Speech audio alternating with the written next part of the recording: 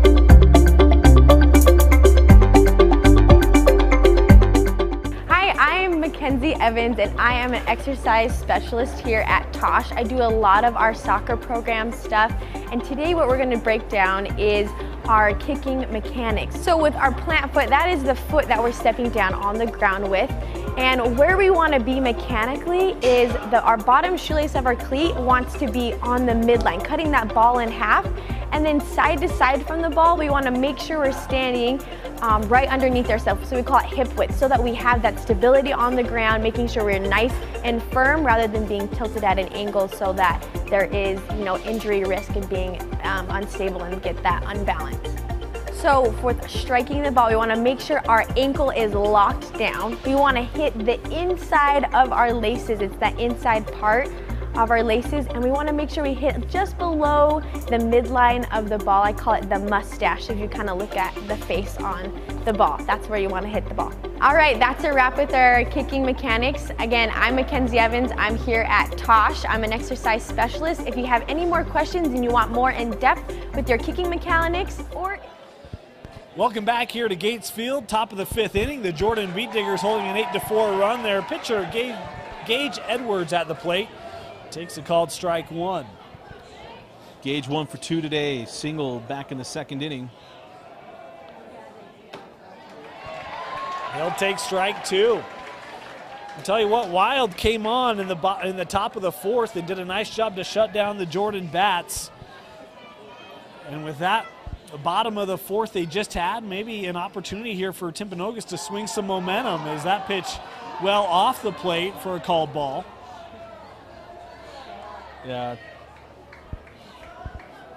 And you see Edwards, I mean, this is a sudden kind of guy, going to go to Colorado Mesa. And he's been able to lay off the 2 outside pitches. We talk about, can Timpanogos swing the momentum, but just that easily they could give it right back to Jordan. So got to be real careful here on your offerings, and that one hit pretty well. Right through the infield, up to center, and Gage Edwards has a leadoff single. Yeah, right back through the box there by Gage Edwards, and it's the same approach they've had all day today. They were not worried about getting 2 strikes on us. We're going to get deep in the count, get our pitch, and handle it. And that's exactly what they did. Yak will come on to run for Edwards, as Bachman coming to the plate here. No outs for Jordan.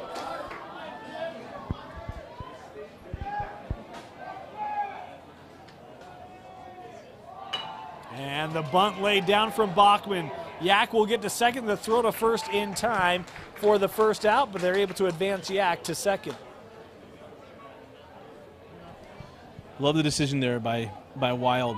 A lot of times you get that ball, I mean, the bunt was back pretty hard to him. The way this infield plays is pretty quick. Don't want to rush that ball to second base and throw it an air maul in the center field, and did a nice job getting the sure out, and we're going to deal with it from there. Yeah. Was it the Timpanogos Skyridge game, or was it another game we did where there was some indecision, threw to second in error and led to multiple runners being on rather than just getting a sure out? His first pitch strike here thrown by Wild. Brighton Cottonwood. Thank you. Shaver, the batter for Jordan. He has been effective at the plate today. Scored a lot of runs too.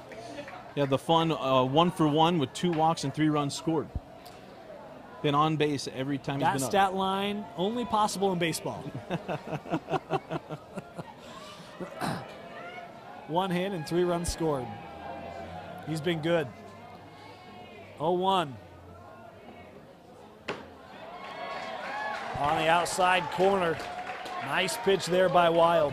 Yeah, that was a big-time pitch there by Wild, because Shaver, I'm not sure what he was thinking there.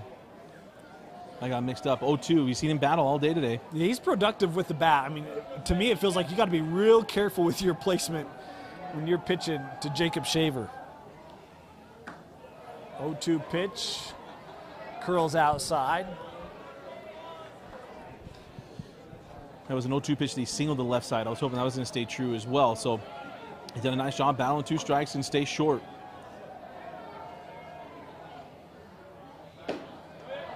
Olsen able to snag that one. Another ball from Wild. So you had good guy, we got guys up there that have good approach, and they go after, they swing to contact, This is what happens. You get down 0-2, you're not sweating it, your pitcher is. He's trying to nibble and get him. Shaver pops this one to right. Heading into foul territory, and that just beyond the glove. It is foul. So we'll bring the batters back. Logan Johnston had an opportunity, but you could see Dusty the Wind playing with Logan Johnston in right. He was a late break on it, trying to get to it, and then he just kept tailing and tailing and tailing on him. So it made it tough. That's a long run, too. But come back 2-2. If you're Wild, hey, breaking ball's still there for you. There's no reason to come back here and try to get a fastball on the inside part of the plate. Maybe go out and up, see if you can get him to chase it. You got a pitch to play with here.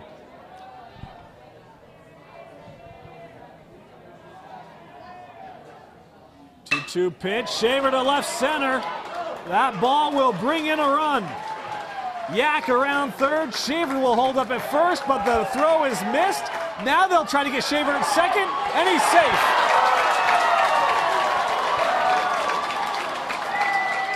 Timpanogos fans not going to like that call, but weren't they the beneficiaries of a call just a few innings ago at second? Different on this one is they tagged him up on the thigh.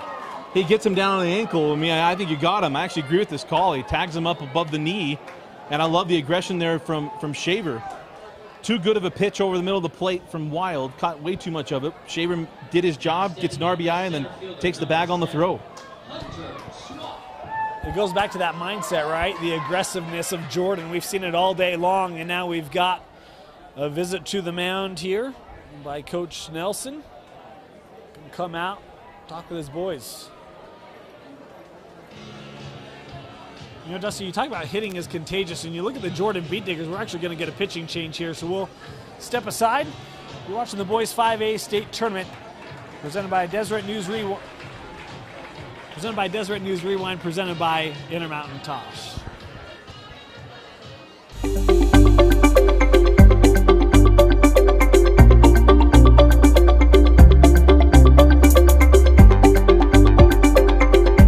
Hi, my name is Jared Dunn. I'm one of the sports medicine physicians here at Tosh and Murray.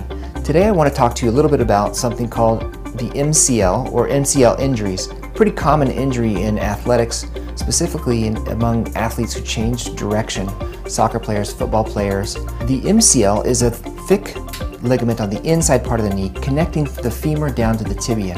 An MCL injury, when people have that, they feel instability on their knee. Usually the knee doesn't swell up really big, except for on the inside part where the ligament has been strained. It's the type of injury that most of the time doesn't require having surgery. Usually we brace it up and people will heal themselves over time. If you feel like you've hurt your MCL or maybe another ligament, feel free to call us at Tosh. We'd be happy to figure out whether this is something that we can just take care of conservatively or maybe you've done something more. To make an appointment for a free injury assessment at Tosh, call 801-314-4040. Welcome back to Gates Field here at Kearns High School. Boys 5A state tournament, Timpanogos and Jordan. And you know, Dusty, we've learned something today. You can dig beats with bats.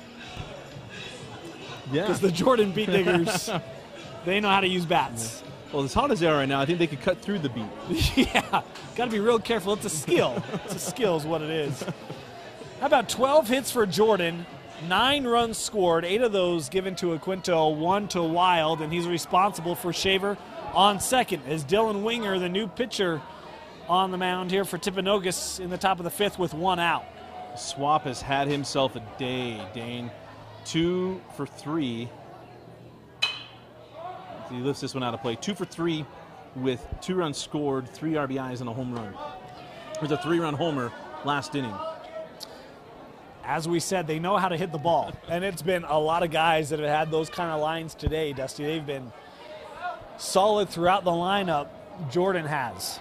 Certainly in contention for the University Federal Credit Union Player of the Game. Swap hits this one into right center. Johnston under it, makes the catch. Is tagging at second base and advancing to third will be Shaver with 2 outs. See the speed from Shaver. Hit that ball deep into the right side. I mean, it's just a long throw. Was that some thunder? Yeah, as long as there's no lightning, we're going to be good. Now stepping in for Jordan, third baseman number 5, Noah Henning. Noah Henning, this is another one that's had a great day today. 2 for 2 with the ribby. And 2 runs scored. On third. Take strike 1.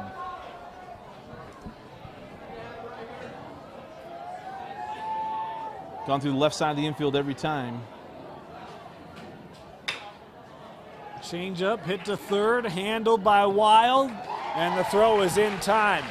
1 run scored for Jordan in the top of the 5th. We head to the bottom with the Digs leading 9-4.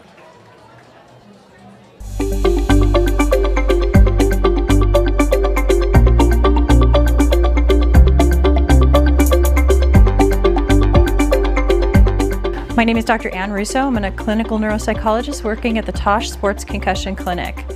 I just wanted to remind everybody that a concussion is a real traumatic brain injury with real potentially long-term consequences and therefore needs to be taken seriously.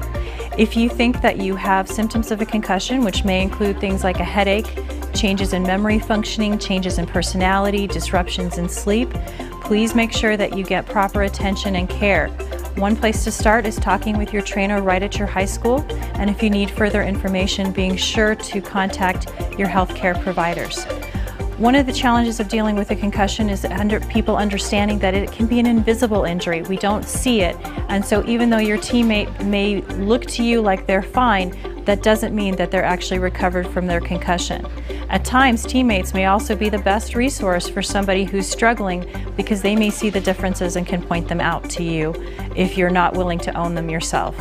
Please feel free to contact us here at Tosh at the Multidisciplinary Clinic Sports Concussion Clinic. We're available to answer your questions or provide care as needed. To make an appointment for a free injury assessment at Tosh, call 801-314-4040.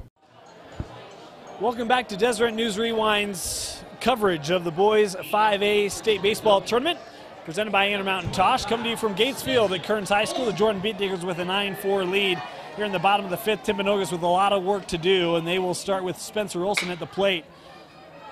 A grounder to short, handled. The throw is off the bag, and Olson in safely to lead off the bottom of the 5th.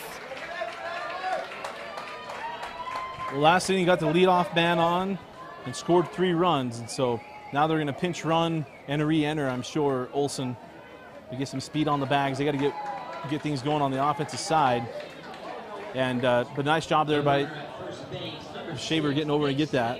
Nick Slater, the pinch runner. Kwinto comes to the plate here. Man on first, no outs. As Gage Edwards still on the mound here for Jordan. He's been good today. Had a little bit of trouble in the 4th. Able to get out of it. Continuing on here in the 5th is ball 1 to Kwinto. This one high, ball 2. Kwinto 0 for 1 today, walked and then went down swinging to end the 3rd. Outside from Edwards, and it's a 3-0 count here on Derek Kwinto. Then green lit on 3-1s. I don't think you're going to let him swing it here on 3-0. I think you make him throw a strike, right? You can throw 2. That one taken, and it is a strike in from Gage Edwards. So I have no problem with giving the all go on 3-1. But I'm not a manager. Personal preference. This one outside, and it is 2 men on here for Jordan. Yeah, nice job, Kwinto. Now they're making the Beta Edwards work a little bit last inning. Make him work again here. And now what you get when you get some walks is now you start getting first, second pitch, getting some fastballs that you can do something with.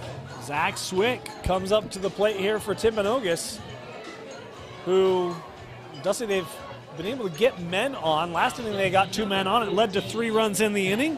They've got 2 men on here with no outs in the bottom of the 5th. And Swick led off the inning last inning, scored a run. Swick swings at the first pitch, fouls it off.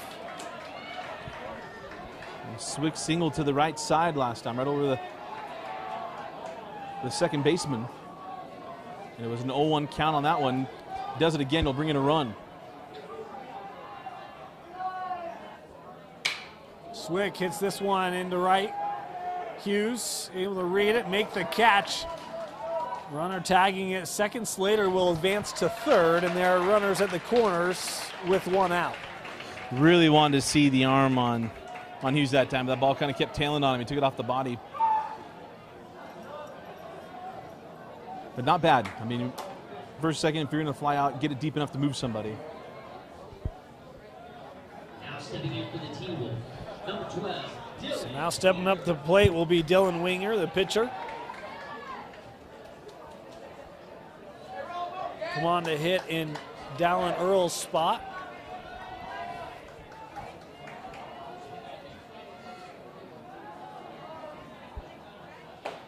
This pitch outside, ball one.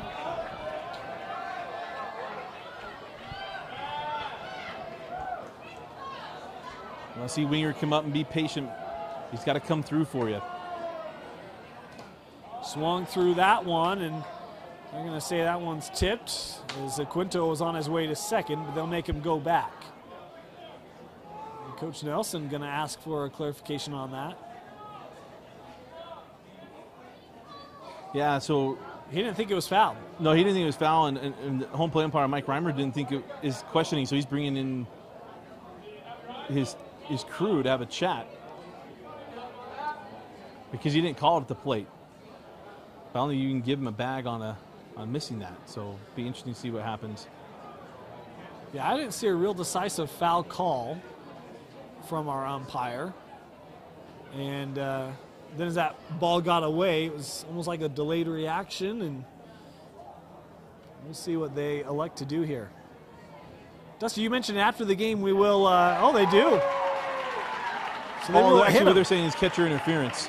Oh, okay. The only thing it could be was catcher interference. And this is where I have conversations with baseball friends of mine and that said, why would you go to a guy 60 feet away if you're right on the plate? Because I don't like when home plate umpires call check swings.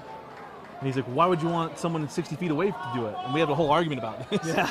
That's what happened here is home plate umpire might have missed that one. They brought him in, but there was a weird sound to it. It was. And that's why, you know, I think that's probably why the initial call was a foul ball, was because there was a sound there, right? I mean, you could hear it. It was almost like wasn't quite sure what happened. And as the three got together, they ruled, Dusty, to your credit, catcher interference. And Jordan didn't like the call. Doesn't matter. Bases are loaded here. One out in the bottom of the fifth. The Timpanogos trying to come back from what was an 8-1 deficit. As the batter here, Paxton Richards, swings through the first offering from Edwards. Nice response from Edwards. Come up and in with some high cheese. Right now you go breaking ball away and you come right back to it. As this ball hits in front of the plate, and boy, hesitation there from Slater. Will not try to come home.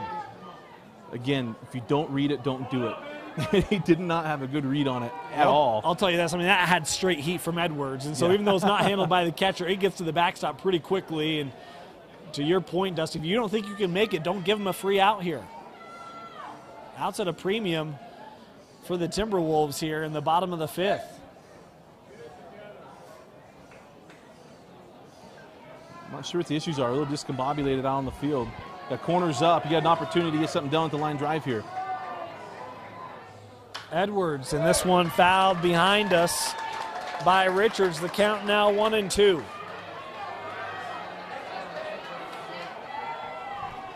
Come back up and in on this one. You have pitches to work with if you're Edwards.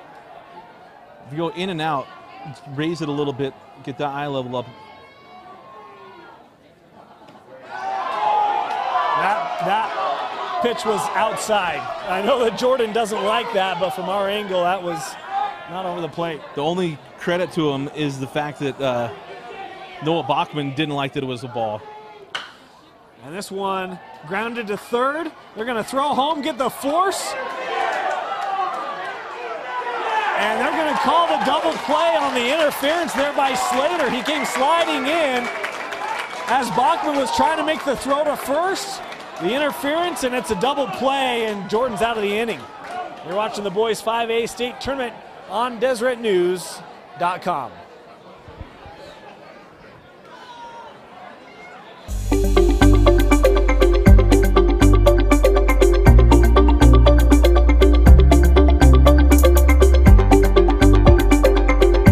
My name is Roy Trawick. I'm an orthopedic surgeon at the Orthopedic Specialty Hospital. I specialize in knee and shoulder surgery and sports injuries, and I just wanted to talk a little bit about shoulder instability. Certainly this time of year, as we enter the fall of the year and we have people playing football, we have people wrestling later, we're going to see a few young athletes who are going to dislocate their shoulders. It's a pretty serious injury. I think the most important thing is if a shoulder dislocation does occur, it is very important to have that shoulder checked out with proper imaging by a qualified sports medicine specialist. That way you can look at the actual anatomic injury and have a serious discussion about the risks and benefits of both non-surgical and surgical care. A surgical intervention can oftentimes be arthroscopic. Sometimes that surgical intervention needs to be through an open surgery. If you have any questions at all about shoulder instability or any other sports injuries to the shoulder or knee, I would invite you to contact the Orthopedic Specialty Hospital. We have specialists who can cover just about any sports injury you might have, and we can get you into our system so that you can get a proper evaluation and have your questions answered. To make an appointment for a free injury assessment at Tosh, call 801. Timpanogos left 3 men on in the bottom of the 5th, Dusty, off of a odd double play, but you thought it was the right call. Absolutely the right call. Third baseman came home with it. Thought maybe he could step on third and throw to first. And he decides to come home. The runner, here's the rule, is when the catcher makes the catch, gets out at home, when he slid in and made contact with him, that's now interference, and now the runner at first is now out. I thought it was a correct call right at the plate. A frustrating way to end the inning with 3 men. Well, it could have been 3 men on. Had the catcher been able to make the throw to first, it would have been a double play, and I had no idea the timing to that. It's 2-0 here. As at the plate for Jordan is Connor Hughes. And he lines this one into left. Another hit for the Jordan Beat Diggers. Second on day for Hughes. And just the last point on that, too, is the crushing part for Timpanogos is that you had extra base runners on because of an interference. You want to take advantage of that, and you're not able to even get a run off of really, I want to say controversial. It was controversial the way it was handled, but it was the right call. You weren't able to come through on anything. Kyson Stein at the plate for Jordan. Nice patience, but this ball lifted to left, and that ball caught by Timpanogos for the first out of the inning. Yeah, that would have been Stein's third Wade Boggs hit of the game if that dropped in. Because everything's been the left side. They pitched him outside, and he's gone with it every time. Gage Carson up at the plate for Jordan. 1 out with Hughes on first. It's Hughes on first, not who's on first. Well, I knew where your mind was going, Dusty. What's on second?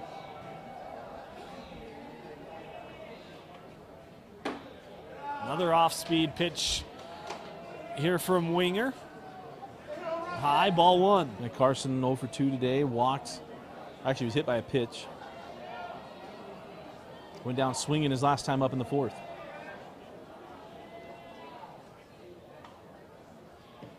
Oh, boy. That one, that's just not fair. Bottom fell out from that one, and Carson swung and missed. He threw the dark one there. Ricky Vaughn would have called that the Terminator or the Eliminator. Maybe the Humiliator. I just watched that today. Maybe even the Out-of-Stater. Yeah. Contact here through the hole in third. How about Hughes on his horse, able to get into third? On his horse through a red light. He read that better than the base coach did. That was softly hit because of the pitch. Hughes was digging all the way to third. He comes around second. Third base coach got his arms up. He's like, no. Too late now, man. The throttle's at full. That is sprinting at the moment contact is made, and not a bad idea because I mean, you don't know if Wild's able to make that play, then there's a throw at second trying to beat it out. and it gets past Wild, end up picking up an extra bag. Yeah, because really what it is just a good read. That's a long time for that ball to be on the ground. Again, Peyton Yak will come on to run here. Stands getting filled up for the nightcap. Yeah, they are. It'll be a good one. A lot of Skyridge fans making the trek up here to Kearns High School, huh? And they heard one of the two of us picked to win a state championship. They want to maybe come and support it. Drew Jones at the plate here for Jordan. They're trying to add runs. Dusty, they've scored in every inning but the second in this game. It is a ball one there from Slater. And this is only the second time through the order that not everybody had hit in the previous inning. Wow. 14 hits. Another breaking ball there, but that one had to come down from about 10,000 feet. Started high and ended up high. Should have mentioned, as we did a little bit earlier, about the backside of this mound, but the front, it's a little bit steeper than most of these guys are probably used to. And it takes a little bit to get that front, that plant leg and arm motion together and keep those mechanics tight. Checking on the runner at first, Winger. Dusty, how about another left-hander? You mentioned we were talking about at Kwinto, not a lot of left-handers in the state. Timpanogos is able to throw two of them. Not only that, they got three of them on the field.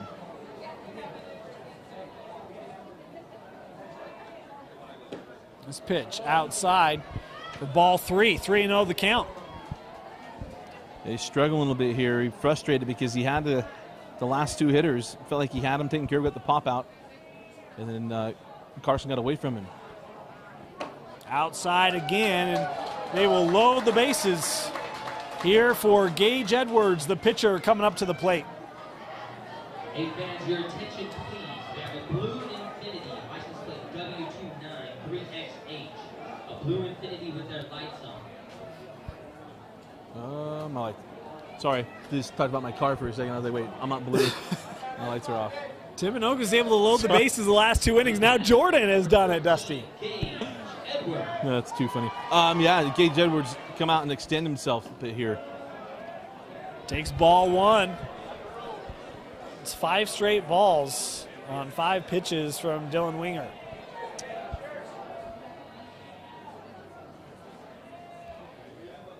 Big secondary lead from Hughes as he'll retreat back to third.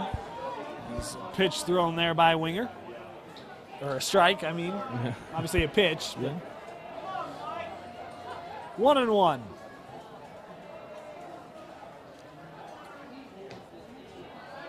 This one low. Ball 2. Hey, laboring a little bit. He's forcing it, and not only that, he's having a hard time finding the zone where before it looked like Winger was living in it beginning of the inning, and now he's just kind of struggled since that last hit. I was going to say, Dusty, a lot of his breaking pitches were outside the zone, so he's had to come back with more fastballs and more straight stuff. Maybe limited the options that he's wanted to throw from the mound. 3-1. Well, you can tell when a guy's not feeling comfortable, because no matter what you're calling, he's just not finding the plate. And ball 4, they walk in a run.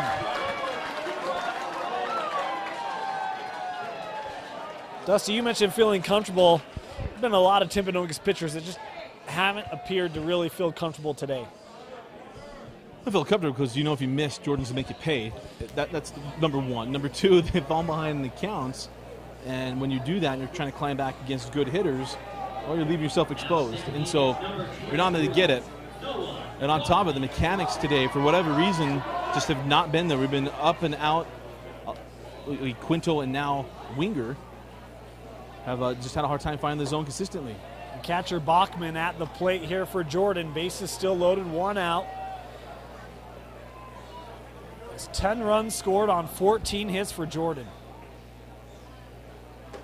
This one high and outside. This is where you're coach, you just feel helpless. You know, you're really not sure where to go, what to turn to. You're going to burn another pitcher here no matter what. You see somebody get a strike. That one on the outside edge of the plate for the first strike of the at-bat. And he needs to put 2 together here.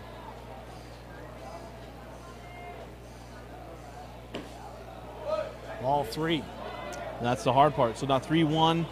Imagine the green light's going to be on here. Something over the plate. He's going to do something with it. Haven't seen a bat leave a Jordan's shoulder in quite a while, Dustin. I mean, they're going to make Timpanogos throw strikes here. There it is, swung through and missed. He knew that it was a pipe dream, and he just missed on it. Full count here for Bachman.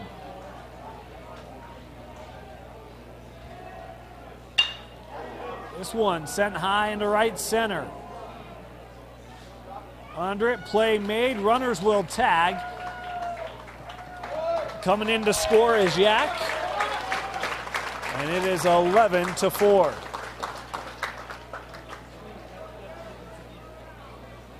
Good at bat by Bachman. I mean, did a great job getting deep into the count, lift that ball on the outfield, and gets a sacrifice in the RBI. So 11-4, and man alive, Jordan is looking better and better. Back to the top of the order here with Jacob Shaver at the plate, 2 outs.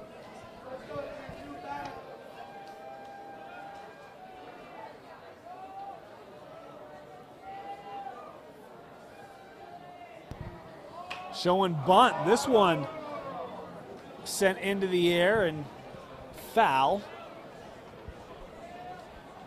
Tell you, we've seen a lot of great plays today, but the bunting, Dusty, is not maybe the one area of Jordan that has not been executed near perfect today. I mean, every other element's just been just about perfect. They're trying to directional it, and that makes it even harder to bunt when you're trying to direction the ball.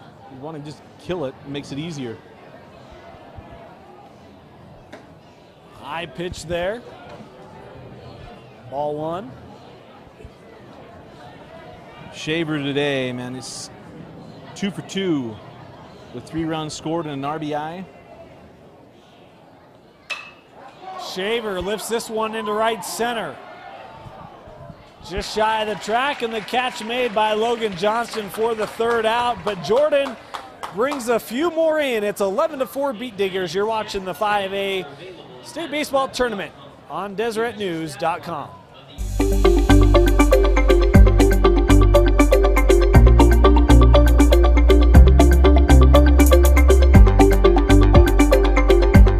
My name is Dr. Ann Russo. I'm a clinical neuropsychologist working at the Tosh Sports Concussion Clinic. I just wanted to remind everybody that a concussion is a real traumatic brain injury with real potentially long-term consequences and therefore needs to be taken seriously. If you think that you have symptoms of a concussion, which may include things like a headache, changes in memory functioning, changes in personality, disruptions in sleep, please make sure that you get proper attention and care. One place to start is talking with your trainer right at your high school, and if you need further information, being sure to contact your healthcare providers. One of the challenges of dealing with a concussion is people understanding that it can be an invisible injury. We don't see it, and so even though your teammate may look to you like they're fine, that doesn't mean that they're actually recovered from their concussion. At times, teammates may also be the best resource for somebody who's struggling because they may see the differences and can point them out to you if you're not willing to own them yourself. Please feel free to contact us here at Tosh at the Multidisciplinary Clinic Sports Concussion Clinic. We're available to answer your questions or provide care as needed. To make an appointment for a free injury assessment at Tosh, call 801-314-4040. Bottom of the 6th inning. It's 11-4 Jordan trying to advance to the state semifinal. As to lead off the bottom of the inning is Carter Wild. He fouls away the first pitch for the first strike. Wild's 2 for 2 today. And also scored a run in the 4th inning. Did an admirable job on the mound as well. Got into some trouble, and Coach Nelson elected to pull him. Speaking of on the mound, Gage Edwards continues to throw well, Dusty. He's had trouble a couple of times, got out of it last inning. Only giving up 6 hits today. There's this one outside. The count now 1-2 on Wild. I mean, he's done a great job. I mean, when you get 11 runs and support the 4 runs you just deal with. This one into left field, foul territory, and the catch is made. That's even in the bullpen over there. Fantastic catch made by Tobler in left. Thought maybe he'd have to go Derek Jeter on that one. But a terrific job by Tobler ranging over. We've seen a couple of outfielders showing some range and mixing some tough catches. Terrific job there by Tobler. Yeah, the tough thing there, Dusty mentioned, that was in the bullpen. He came up and took a tough step on the mound, or on the hill out there, trying to shake that off in left field. As at the plate now for Timpanogos is Logan Johnston. Grounder here to short. Shaver with the throw. Can't get it in time. And a fantastic job by Johnston, able to beat the throw. Yeah, it's a tough play by Shaver, and Johnston just able to leg that one out. William Mays Hayes style. And, no harm done on that one. Yeah, sometimes the batter's just quick. Fantastic job by Johnston there. Now he's got to be careful to watch those shoelaces at first. In reference to, one out here. Swing and a miss from Tyson Hines. Hines, of course, 1 for 3 with the solo shot in the top or the bottom of the first. Strike 2 is that one taken. He's got the battle back here, 0-2.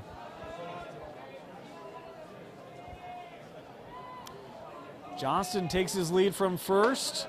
That pitch high, trying to get Hines to swing at something. See if he goes backdoor curveball here, if he challenges him with a fastball.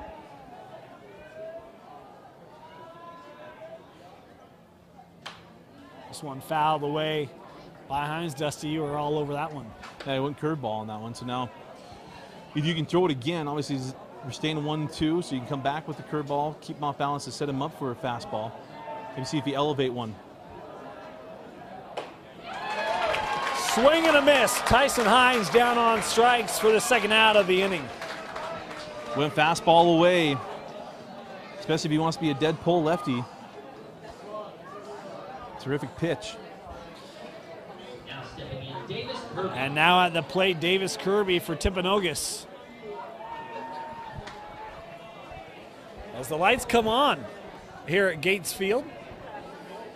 And interesting lights here as well, Dusty. They're not your typical baseball lights, LEDs, and a nice little angle to them as this ball sent to deep center by Kirby. Under it, catch made, inning over.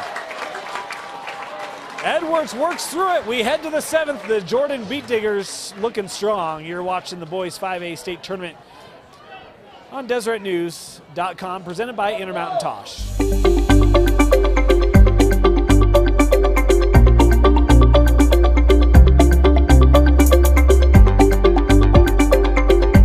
My name is Roy Trawick. I'm an orthopedic surgeon at the Orthopedic Specialty Hospital. I specialize in knee and shoulder surgery and sports injuries, and I just wanted to talk a little bit about shoulder instability. Certainly this time of year, as we enter the fall of the year and we have people playing football, we have people wrestling later, we're going to see a few young athletes who are going to dislocate their shoulders. It's a pretty serious injury. I think the most important thing is if a shoulder dislocation does occur, it is very important to have that shoulder checked out with proper imaging by a qualified sports medicine specialist. That way you can look at the actual anatomic injury and have a serious discussion about the risks and benefits of both non-surgical and surgical care. A surgical intervention can oftentimes be arthroscopic. Sometimes that surgical intervention needs to be through an open surgery. If you have any questions at all about shoulder instability or any other sports injuries to the shoulder or knee, I would invite you to contact the Orthopedic Specialty Hospital. We have specialists who can cover just about any sports injury you might have, and we can get you into our system so that you can get a proper evaluation and have your questions answered. To make an appointment for a free injury assessment at Tosh, call 801-314-4040. Top of the 7th here, the Jordan Beat Diggers come to the plate, leading Timpanogos 11-4. New pitcher on the mound for Timpanogos, Coleman Fisher, to try to, limit Jordan to no runs in the inning. They've only done that once, Dusty. They've scored in 5 of the 6 innings played. The offense for Jordan has been phenomenal here today. And there we had a lightning strike. I'm hoping no one saw it. Nobody in the matter saw it. Rob Cuff probably saw it downstairs. Nobody important saw it. Rob Cuff saw it downstairs, but the umpires, I actually watched them. They're all looking down. Just tell them to keep their eyes on the ball. Swap will lead off here for Jordan in the top of the 7th as he takes ball 1. Well, if you're Jordan, it doesn't matter. They're like, fine, rain us out, lightning delay, whatever. Game's over. They win. Some of us have to work tomorrow, Dusty. No, I'm just saying that you won't restart it. You don't have to even complete it. We still got one more game to do, though. Swap here lifts this into short, and boy, that one's skied. Planes flying overhead here. Hunter, you got to be a little careful with those. It's first out. Although we should mention that we both put on our meteorologist hat, watch the radar, and it does go past us. It does not show to go over our location. It will go around us. There's a wind blowing. Right now, it's blowing northeast. He's going to blow some. He's a man of many skills, folks. Wow. Ball 1 on the pitch to Noah Hennings. Hennings has had himself quite the day. He's been outstanding. Really, the top of the lineup, Dusty. I mean, 1, 2, 3, 4 have been fantastic. Is taking strike 1. How many batters have not scored today for Jordan? Well, there's a few that haven't scored, but I mean, Jacob Shaver scored 3 runs. Swap has scored 2 runs. Hennings himself has scored 2 runs and driven in 1. So right there, you've got 7 of the 11 runs being scored in the first 3 hitters. But to your questions, and I'll go through it real quick. The only people who have not scored is Stein and Jones. Everybody else has scored at least 1 run today. There's been depth today for Jordan that has been impressive and stellar pitching as this ball bounced to second. And boy, what an athletic play. That is not an easy play for Zach Swick, but he's able to make it, and a nice job also by Richards at first. A terrific job by Richards. I mean, you mentioned it's one thing to get to the ball. It's another one to keep that thing in front and get the out. Great job by Richards digging that one. Now batting for Jordan, number 4. Second out of the inning, and now Connor Hughes back up to the plate for Jordan. Hughes 2 for 2 with a run scored and an RBI.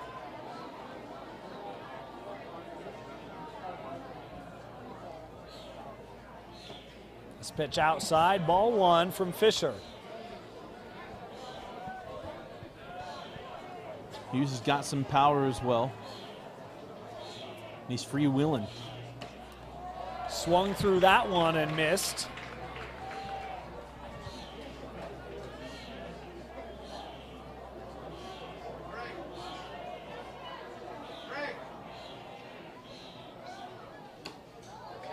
This pitch just outside.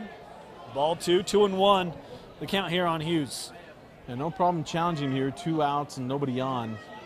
Don't need to nibble on him. This one sent foul by Hughes. Count evens up at 2-2.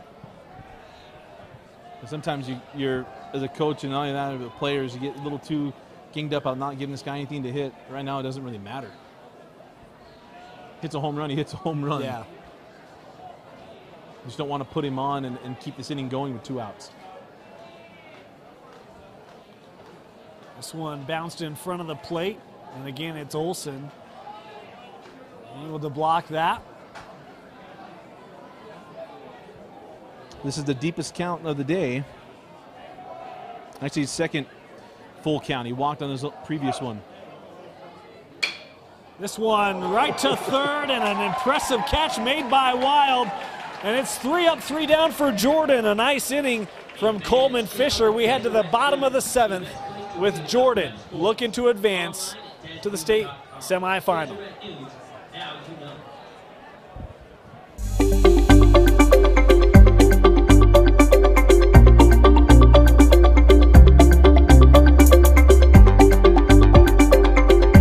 My name is Roy Trawick. I'm an orthopedic surgeon at the Orthopedic Specialty Hospital. I specialize in knee and shoulder surgery and sports injuries, and I just wanted to talk a little bit about shoulder instability. Certainly this time of year, as we enter the fall of the year and we have people playing football, we have people wrestling later, we're going to see a few young athletes who are going to dislocate their shoulders. It's a pretty serious injury. I think the most important thing is if a shoulder dislocation does occur, it is very important to have that shoulder checked out with proper imaging by a qualified sports medicine specialist. That way you can look at the actual anatomic injury and have a serious discussion about the risks and benefits of both non-surgical and surgical care. A surgical intervention can oftentimes be arthroscopic. Sometimes that surgical intervention needs to be through an open surgery. If you have any questions at all about shoulder instability or any other sports injuries to the shoulder or knee, I would invite you to contact the Orthopedic Specialty Hospital. We have specialists who can cover just about any sports injury you might have, and we can get you into our system so that you can get a proper evaluation and have your questions answered. To make an appointment for a free injury assessment at Tosh, call 801-314-4040. Welcome back to the bottom of the 7th. Timpanogos down to their last 3 outs and needing maybe their best inning of the season. Spencer Olson to lead things off, and it's strike 1.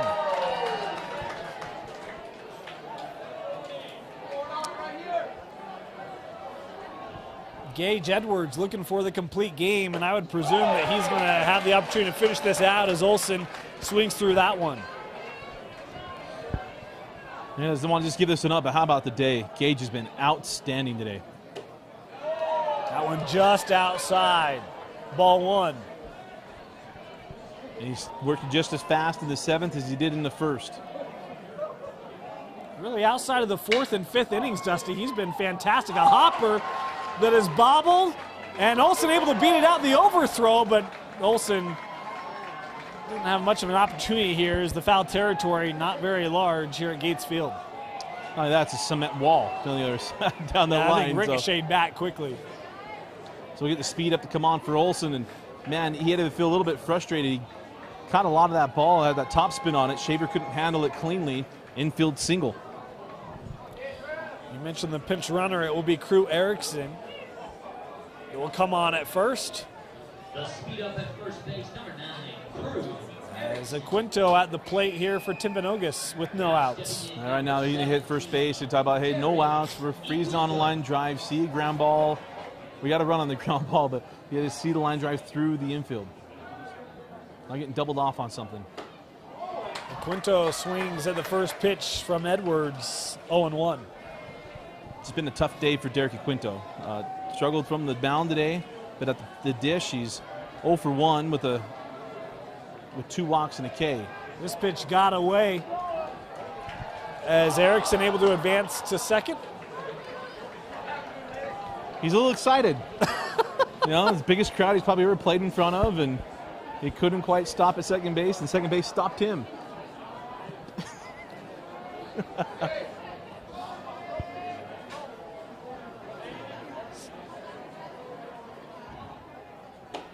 Kwinto swinging through again. Sometimes it's good to be standing on the tracks when the freight train's coming through, right? Yes. 1-2 the count here for Derek Kwinto. They went outside on him last time. See, they do it again. It was a fastball away. He goes down swinging. First out of the inning for Gage Edwards. And Zach Swick comes up to the plate. Swick is 1 for 3. Going to backdoor him. Ooh. Boy, safe, but that was closer than it may have looked. Erickson actually slewed back right into the throw. I thought Shaver had great positioning. That one was close. Right.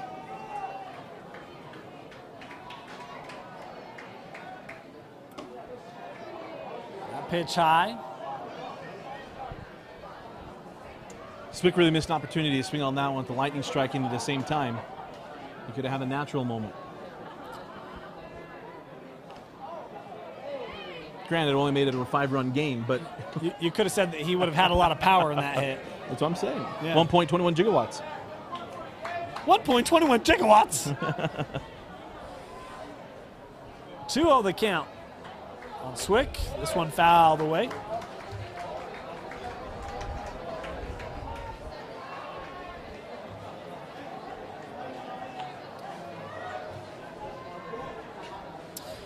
Let's talk about this Jordan team, Dusty. Out of Region 7, an opportunity to advance to the semifinals. They'll play the winner of our next game, that between Skyridge and Cottonwood. They lost the series between they and Cottonwood, 2-1. I'd certainly love to get an opportunity to avenge that. But they've shown why this offense has been a fun one to watch all year long for the Jordan faithful. You saw how that one goes, and you'd think, you know, losing 2 out of 3 that maybe they weren't as good as you thought, especially when it's something as good as Cottonwood, but took 4th in the national tournament, bounced back after that series and played really, really well. Swick trying through the middle, and a missed play by Shaver. Coming around third, and there's one run across the plate for Timpanogos here in the bottom of the 7th. First error of the day, at least I'm going to give him an error, see what the score gives him, but might end the day here for Edwards. One out, and it will. We'll have a pitching change as Gage Edwards gets a well-deserved applause from the Jordan fans. His day is finished. 8 hits, 5 runs, but the Beat Diggers lead 11-5. You're watching the 5A State Tournament live on DeseretNews.com.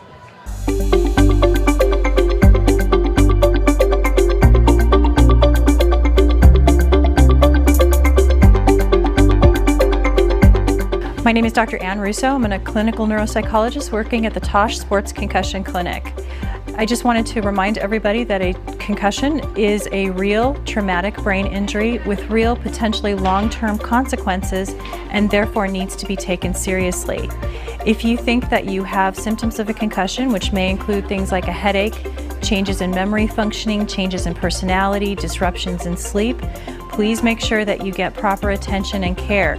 One place to start is talking with your trainer right at your high school, and if you need further information, being sure to contact your healthcare providers.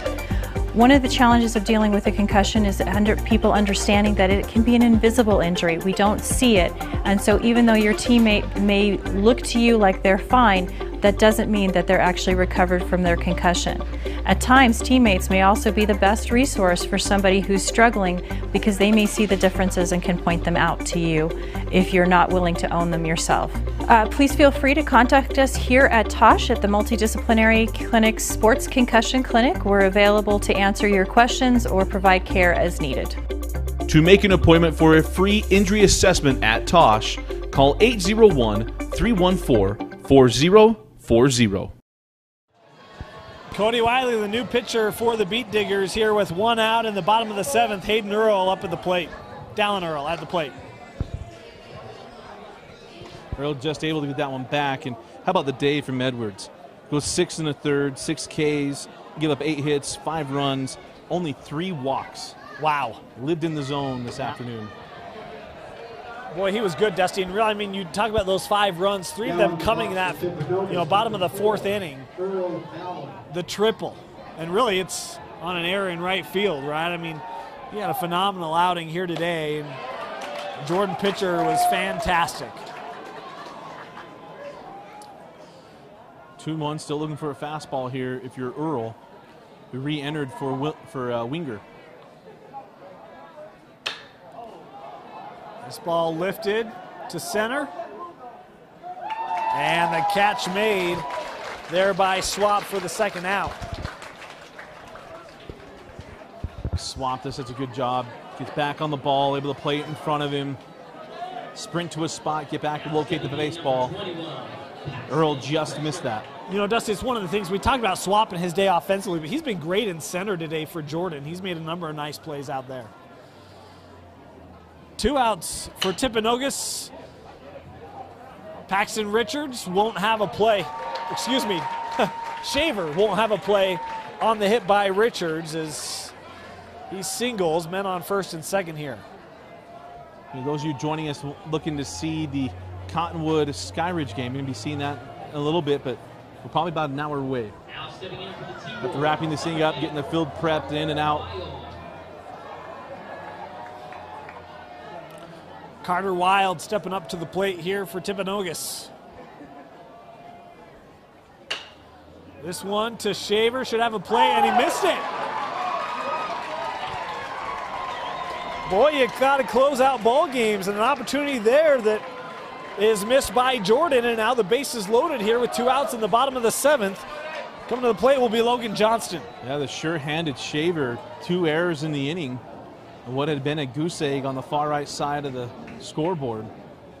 It's just prolonging this inning, and not only that, I mean, it's going to take some work, but you're getting closer and closer to getting the tying run at the plate. And not only that, the top of the order comes up behind Logan Johnson. Yeah, that may be the most important part here. Johnston, the number 9 hitter. You got an opportunity to get him on, and you've got your powers back up. Johnston pops this one foul. Trying to give chase and ride, and they won't be able to get that. Closest man was the first baseman, Gage Carson. Of course, Logan Johnston responsible for the 3-run triple back in the 4th inning, and bases loaded last time he saw that. Went down the right field line. Johnston into left, retreating, and the catch is made. Nice job by Tobler, and that'll do it. The Jordan Beat Diggers an impressive 11-5 victory over Timpanogos. They advance to the state semifinal. Dusty, your final thoughts? What a game. I mean, you see from Jordan able to flex their muscle. What would be the toughest game they've had thus far in the state tournament. And they got going early and kept their foot on the floor.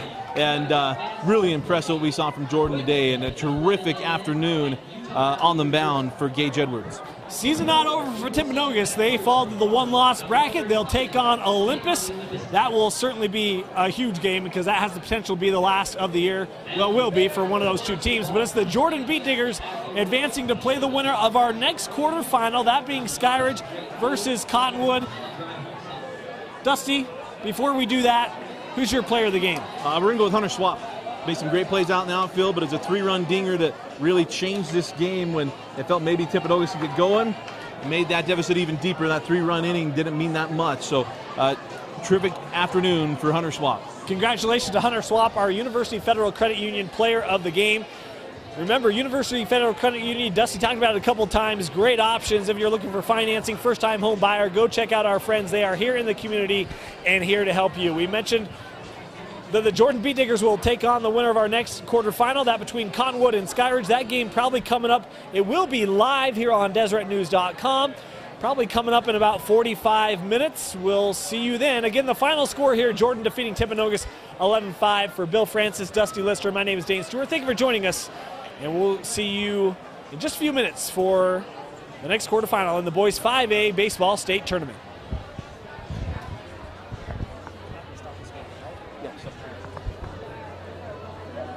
Because we have a whole new coach.